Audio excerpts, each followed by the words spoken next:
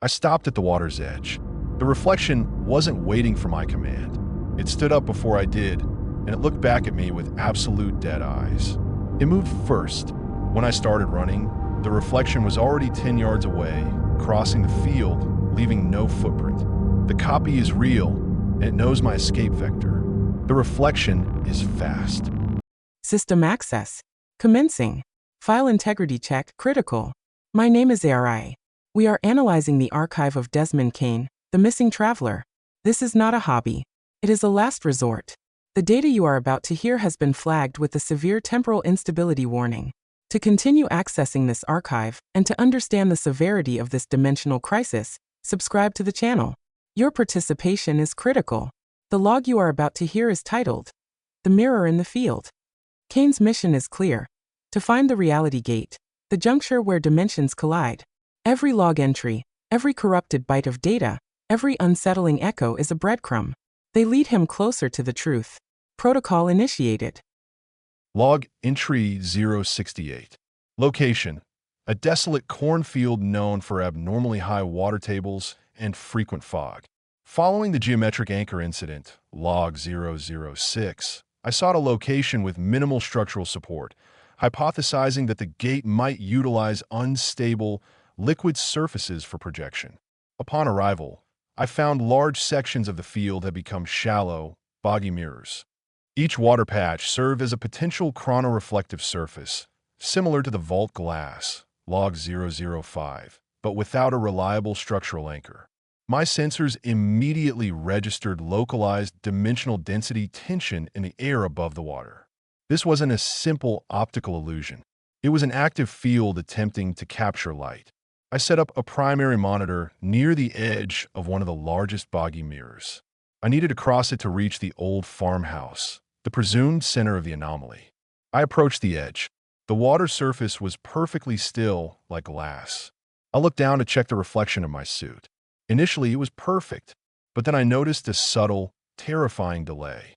The movement of my fingers was mirrored only a fraction of a second later, and the reflection's eyes were wide open, locked onto me with a permanent expression of distress. This was not a passive reflection. It was an active, independent surveillance. Every time I moved, my reflection seemed to be measuring me. I realized the Doppelgänger Strain doesn't need a perfect mirror. It uses any reflective surface to establish contact with its primary counterpart, the one that escaped the vault. And that counterpart was somewhere in the field. This was a trap designed to intercept me through my own image. I had to find a way to cross this mirror field without making contact before the anomaly created yet another copy that compromised my data. Log entry 069. I realized crossing the mirror field on foot was impossible. Any reflective surface would be exploited to generate a new copy or a lure. I had to destabilize the surface. I repurposed my modified kinetic resonator, PKR, to create a low-frequency seismic pulse that would keep the water constantly vibrating, destroying its chrono-reflective capability. As I activated the pulse, the entire water surface began flickering like a broken screen. The anomaly responded instantly. From the largest mirror pool, the mirrored hunter violently stood up, my perfect double, the one that escaped the vault.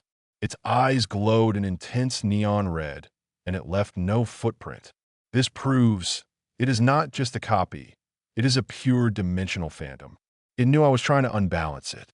It wasn't running but snapping between points of high dimensional density in the air, moving at a speed impossible for organic matter. I saw it 10 meters away, then it vanished and appeared 5 meters away, right behind a cornstalk. I had to stop it. My only advantage: the phantom casts no shadow. This is its only physical defect. I reconfigured my scanner to search for shadow deficit and locked onto its exact location. I realized it was moving deliberately toward my data backpack. This was not a random attack. It was hunting the information I had extracted from the barrier, log 012. I understood its mission was to sabotage my archive. I needed to find a way to attack it at a point where it was temporarily grounded to buy time for escape. Log entry 070. I knew I couldn't defeat the mirrored hunter kinetically. Its body is a pure phantom. but its reliance on reflection and its weakness, the lack of shadow, were the key.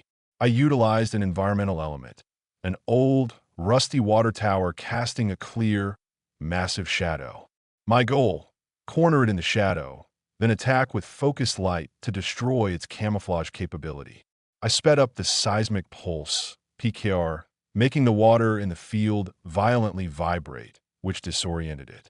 The hunter retreated towards the deepest shadow near the water tower. In the shadow, it was perfectly invisible but also physically grounded, its dead zone. I hypothesized, to cross my shadow, it would have to temporarily create a false shadow, using pure energy to match reality, and this would require a massive power surge.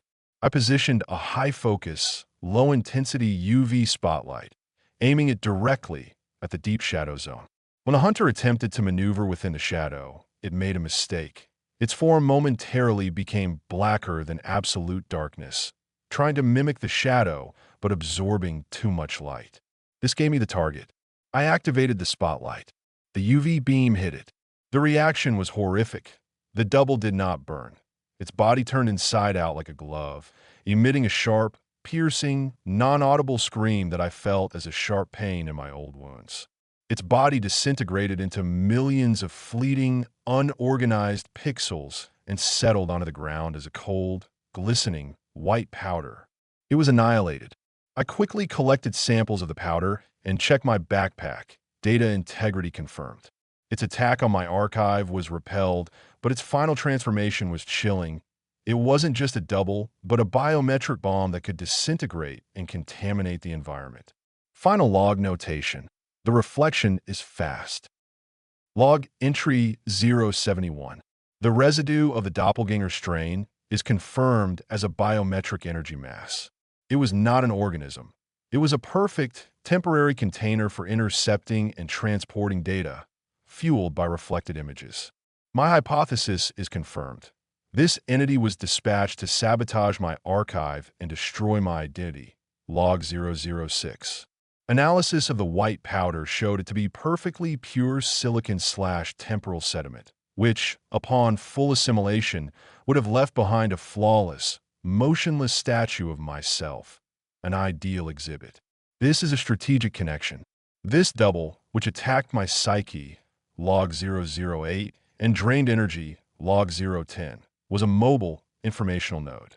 Its goal was not just to kill me. It was to turn me into a living but unconscious relay for the reality gate network. I cross-referenced the signatures. The high-frequency digital shriek the double emitted upon destruction perfectly matches the rhythmic thumping, log 011. The resonator transmitted to the command node. The chain is confirmed. The copy was part of a reconnaissance mission, directed by the same command interface. The reality gate is reacting to my actions with tactical coordination. I destroyed it, but its attack on my consciousness was the most dangerous. My confidence in my own memories is compromised, confirming that psychological warfare is just as vital as kinetic. I must change my vector. My next target must be a location where the entity cannot utilize informational layering or reflection. I am targeting a closed, isolated, fully autonomous facility where contact with organic and reflective environments is minimized. My mission is now a race against my own copy and the network that knows my moves. Final log notation. Identity compromised. Log entry 072. My assessment is final. The physical risk was high, but the damage to informational integrity is highest. The destruction of the Doppelgänger Strain's biometric mass confirmed it was a mobile informational node engineered to intercept my archive and dismantle my identity. We now have a critical breach. The copy, my double, which escaped the vault, log 006, now presumably has access to all my latest data, including the harvester, subtractor, and resonator signatures. This turns my mission into a game where the enemy knows my every next move. This is a tactical catastrophe. I ran a quick system audit. My identity is compromised, but I have secured the core data array. Tracking the double is impossible, as it is a phantom that casts no shadow, but its actions are predictable. It will attempt to relay its gathered intelligence to the main command interface. I cross-referenced all signatures. The digital shriek of the double perfectly matches the rhythmic thumping, log 011. The resonator transmitted to the command node. The link is confirmed. I discovered that all major attacks, spatial, psychic, kinetic, are coordinated from a single source.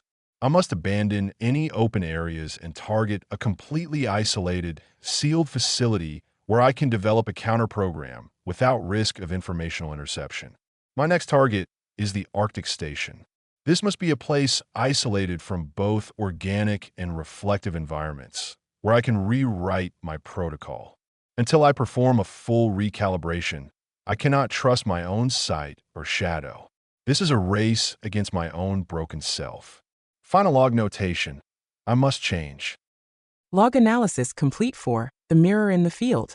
The data extracted from the Cornfield Bog confirms a severe psychological breach and the manifestation of the Doppelgänger Strain. This entity successfully performed a full informational hijack, compromising the traveler's mission data and identity. The threat level is now tactical catastrophe. The reality gate strategy is confirmed. It utilizes psychological warfare and informational layering to anticipate the traveler's actions. Kane must now adopt protocol Ghost to survive, becoming an untraceable variable in the enemy network. The next target is the Arctic Station, a necessary move to initiate a full system audit and develop a counterprogram. Desmond Kane's observations are critical for identifying the reality gate's counterintelligence capabilities. We continue to monitor the archive. New data is constantly being uploaded, each entry a step closer to understanding and potentially containing these dimensional anomalies. Your continued access and support are vital.